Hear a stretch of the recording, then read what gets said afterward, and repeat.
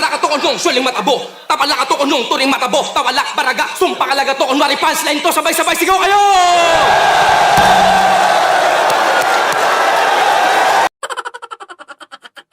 Sa tinagal ng liga ng Flip Top ay napakarami ng estratehiya o pakulo ang nagawa ng bawat battle MC. Iba't ibang atake o diskarte kung paano makukuha yung atensyon o momentum mula sa mga nanonood. At patunay lang yan na napaka-creative ng ating mga battle MC. At dahil nga dyan, nakabuo ako ng content na tatawagin nating Flip Top Fake Moments. Basta ipapaliwanag ko na lang sa video na to kung ano nga ba yung mga kaganapan na yun. Pero bago ang lahat, gaya nga ng palagi kong sinasabi, kung interesado ka sa mga ganitong topic o content, especially sa rap battle, ay iniimbitahan kita na mag-subscribe sa ating YouTube channel at i-click mo na rin yung notification bell button para maging updated sa mga paparating pa nating uploads. Umpisahan natin sa ginawa ni GL sa naging laban nila ni Lipcram. Sa kalagitnaan ng round 3 niya, habang nag-i-spit siya ng linya ay bigla itong huminto at tila ba may tinuturo sa crowd. Meron nga raw kumukuha ng video habang naglalaban sila. At alam naman natin na isa sa mga rule ng Flip Top ay bawal mag-record o mag-document ng kahit anong battle sa loob ng event. At dahil nga dyan, napatingin at naging alerto yung mga bouncer sa kung sino o kung ano nga ba yung tinuturo niya. Pero ang lahat ng yon ay kasama pala sa pagtatanghal ni GL. At naging mabenta at epektibo naman yun, lalo na kung napanood mo ito ng live. Ako, kaya kong pumunchline at pumunto. Kaya kong... May video. Shirt na black. Shirt na black. Teka, joke lang. Tawag dun fake distract. Ano na?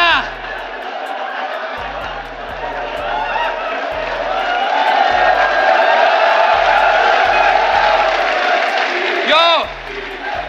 Ganon mandamay, ganon mag-troll, pati bouncers kaya kong i-crowd control.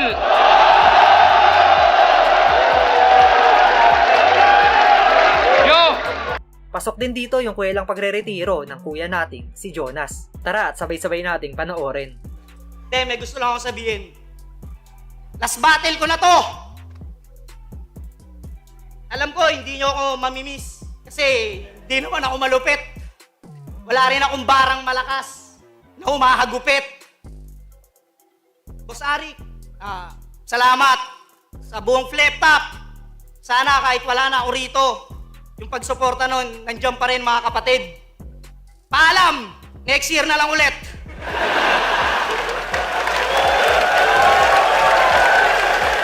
Sunod ang fake call out. Kagaya na lang nung ginawa ni K-Ram. Eto, lap trip to. Yung mga naunang linya ay katugma na sa pangalan ni Sinyo at tila ba gusto niya itong hamunin. Pero pagdating sa huling linya ay bigla niya itong binali papunta sa ibang MC. Hindi kita gusto kalaban! Umalis ka na dito! Gusto ko makalaban, taga Pampanga, gigisahin parang tosino! Mukhang alam na ng mga tao yung tinutukoy ko kung sino! Di ko na para pangalanan, boss! Ilabas mo si Duma!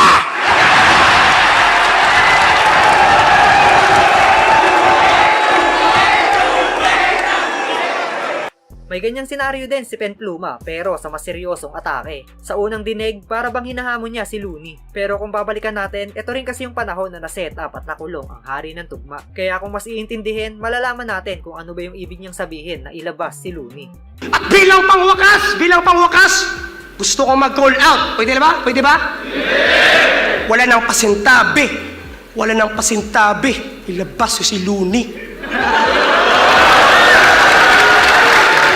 Eto, kakaiba to. Fake MC para sa intro. Ginawa yan ni One Lazy, pati na rin ni Pistolero. Sa pinakaunang 2x2 finals, iba yung kasama ni Harlem sa taas ng entablado. Habang si Pistolero naman, pagkatapos siyang ipakilala ni Boss Enigma ay bigla na lang sumulpot sa screen si Game Boy.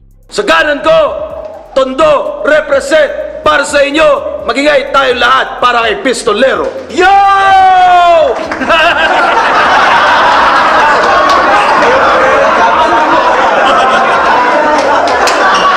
Pistolero nga pala. Magingay para sa Schizophrenia. Besides, sino mo ang pera? Unang banat sa Schizophrenia.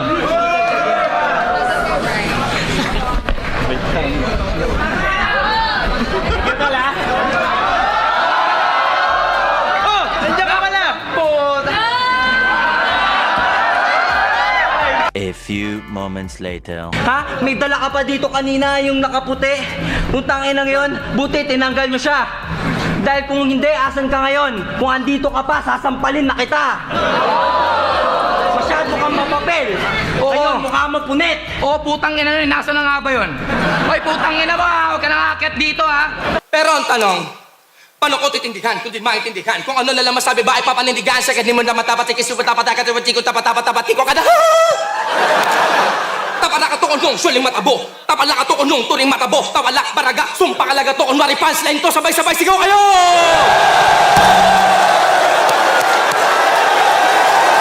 Pinoy Pride! Ito, siguro marami na naman mga basher ang magko-comment ng bias dahil sinama na naman si Unico sa content natin. Kaya sorry na agad sa mga basher, pero tingin ko pasok yung ginawang fake starter ni Unico para sa topic natin ngayon. Pero idol na idol ko to si K-Ram. Kasi napakaangas ng dating. Kapag nag-multi is wordplay metaphor, talaga namang napakagaling. Kahit sinong kalaban makatapat niya, kaya niyang pataupin. Habang ako ito utal-utal kasi nagsisinungaling, fuck you! Sunod, hindi naman to sinasadya pero napeke dito si Thirdy. Akala niya tapos na yung round ni Saki at mag-uumpisa na sana siyang mag-spit. Pero yun nga, napeke nga siya doon ng tadhana at nasingitan patuloy siya ng freestyle ni Zaki. Ako slant yung mga rhymes pero straight to the point!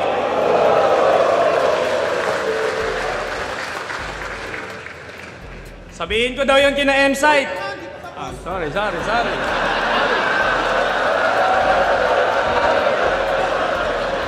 Gogo!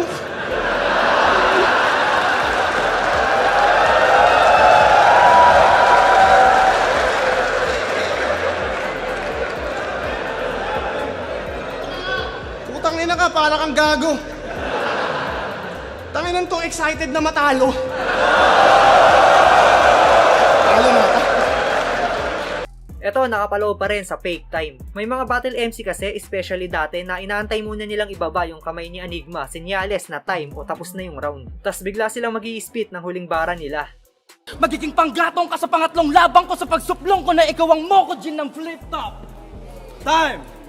Kaya kung sa 215 words, G 15 words lang yung malinaw. Sa 15 spells mo naman ditong ninakaw, 200 times akong halimaw.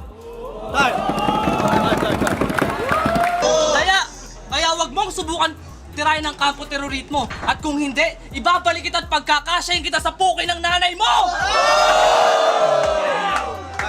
Tangina mo, Fuego, wag kang feeling hip-hop. At ito ang huling sasabihin ko sa'yo, ikaw ang bobong bre na manong tatalunin ko dito sa flip-top. Sagat ka sa katangahan kasi mongoloid ka nga! Sino ba ang gago na nagbukas ng yung banga?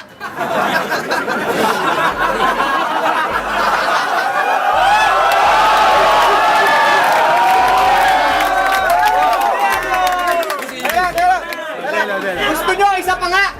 Ito brutal na pambebenga. Babae to si Delo, sapat nga lang nireregla. Itong susunod na clip, para bang nabitin pa si Delo sa tig-tatlong ikot nila ni Badang at tila ba umamba pa ng round 4. Dagukan kita ako si Goku. Time! Ang apat na balat, round 4. Papatayin niya ako. Kumuha ka ng baril, pero dapat pinuputok. Ako hawak ko lang bote, pero kaya ko itong ipukpok. At sinasabi mo si Abra, sige, magsama kayong dalawa. Ganun talaga, pagtakpan mo yung papaya, kailangan mo ng bra. Hindi, tapos na. Nakatatlo ka na! Delo! Sumusobra ka na! Alam mo namang... Time! Flag top ay para sa laban na yun! Kaya na! Sulit yung oras! Gusto mag-rap ni Delo hanggang umaga. Pero, Delo. Ito, isa pang lap trip moment mula kay One Lazy. Yung ginawa niyang fake walkout noong Ahon 5 sa tapatang Schizo kontra kila Macti at G-Spot. Ang kulit lang nito dahil sa gitna pa siya ng mga tao dumaan. Ano ba hinihintay nyo? Tangina nyo, pag di kayo umuwi, ako uuwi.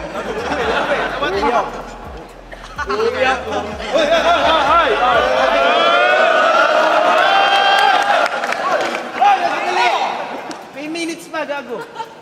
Pusin natin to. Sino mo ang pera? Sino mo ang pera? Sino mo ang pera? Sino mo ang pera? Sino mo ang pera? At ang huli, syempre ang pinakasikat sa lahat, ang fake joke. Ina, walang sense! Kasi komedyante lang, di na napansing may linyang tatawid sa sina parang island hopping lang mulang Puerto Rico to Miami. Di na alam saan pupunta. Tinraiangulo yung Bermuda na malaman yung seaman, di uubra. Tangina, Bermuda, triangulo, lulubog kang parang kumunoy. Ay, Bermuda, triangulo, lulubog kang parang kumunoy. Tang ina napunta pa sa Bermuda, tang ina na wala tuloy.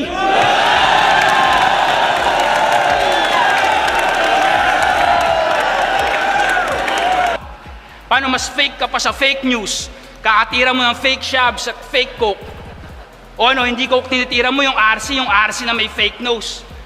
Eh di isa ang fake MC na nakasandal na lang sa fake jokes. Shit. Haha! Masyado na nga obvious eh! Gagong tawag doon, fake joke! Ganon ako kagalit! So judges, don't you judge me. Wala tong sign of hope. Ito na yung live result. Kaya wag na mag-provide ng vote. Bitch, it's John Bones Jones. 3 taong nawala yung GOAT. John Bones Jones, 3 taong nawala yung GOAT. Kita nyo nang bumalik, bilis ko na-apply yung choke. What? At yun, yan nga ang flip top fake moments. Sana na-enjoy nyo yung ganitong topic. At kung hindi man ako nasama nakapareho ng senaryo sa content natin ngayon, pwede nyo yan i-comment sa ibaba para mailagay natin sa part 2. At hanggang dito na lang yung video natin ngayon. Muli, maraming salamat sa walang sawang pagsuporta.